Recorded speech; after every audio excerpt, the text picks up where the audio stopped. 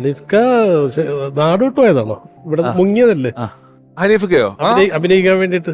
അഭിനയിക്കാൻ വേണ്ടിയല്ല, മാർക്സിസ്റ്റ് പാർട്ടിയുടെ കൊടി കത്തിച്ച് കളഞ്ഞു പുള്ളി. മാർക്സിസ്റ്റ് പാർട്ടിയുടെ കൊടി കത്തിച്ച് കളഞ്ഞു അല്ലേ? കൊടി കത്തിച്ചല്ലേ?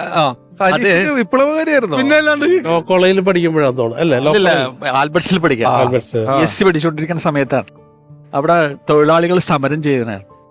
അപ്പോൾ എല്ലാ കടകളുടെ മുമ്പിലും കൊണ്ടുവന്ന് ചുവന്ന കൊടി ഇങ്ങനെ കുത്തിവെച്ചിട്ടുണ്ട്.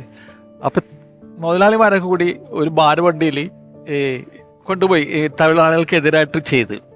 അപ്പോൾ അവർ സോഡാ കുപ്പി എറിഞ്ഞ് ഒരു കൈയൊക്കെ പിടി. അപ്പം നമ്മുടെ അളിയൻ്റെ കൈയൊക്കെ മുറിഞ്ഞ്. ഹനീഫയ്ക്ക് സ്കൂട്ടറിൽ വരുമ്പോൾ കണ്ട സീൻ അതാണ്. പുള്ളി വേഗം നടന്ന് കൊടികളൊക്കെ ഇങ്ങനെ വലിച്ചെടുത്ത് ഈ സിഗരറ്റ് കത്തിക്കാൻ ഉപയോഗിക്കുന്ന വിളക്കുണ്ടല്ലോ പണ്ട്, അതിൽ മണ്ണെണ്ണ കറുത്ത് വെച്ചിട്ട് കത്തിച്ച് കഴിഞ്ഞപ്പോഴാണ് അതിൻ്റെ സീരിയസ്നെസ് മനസ്സിലാകുന്നത്. ചോരച്ചെങ്കുടി കത്തിച്ചവരെ, കാപാലികരെ, ഗുണ്ടകളെ നിങ്ങളെ ഞങ്ങൾ എടുത്തോളാം, തട്ടിക്കളയാൻ ഓടിട്ട് അനീഫിക്കാന മദ്രാസിലേക്ക് മാറ്റി. അന്ന് MM ലോറൻസ് ഉണ്ടായിരുന്നു. MM ലോറൻസ് ഇടപെട്ടിട്ടാണ് അത് കോംപ്രമൈസ് ആക്കിയത്. കുറേ വർഷങ്ങളെടുത്ത് കോംപ്രമൈസ് ആകാനായിട്ട്. പിന്നെ പുള്ളി മാർക്സിസ്റ്റുകാരനായി. കൊച്ചിയിൽ മത്സരിക്കാൻ വേണ്ടി വന്നതാണ് മാർക്സിസ്റ്റ് പാർട്ടിക്ക് വേണ്ടിയിട്ട്. ഹനീഫക്ക് സ്ഥാനാർത്ഥിയാകാൻ പോയതാണ്. പിണറായി വിജയൻ വന്നിട്ട് സംസാരിച്ചു.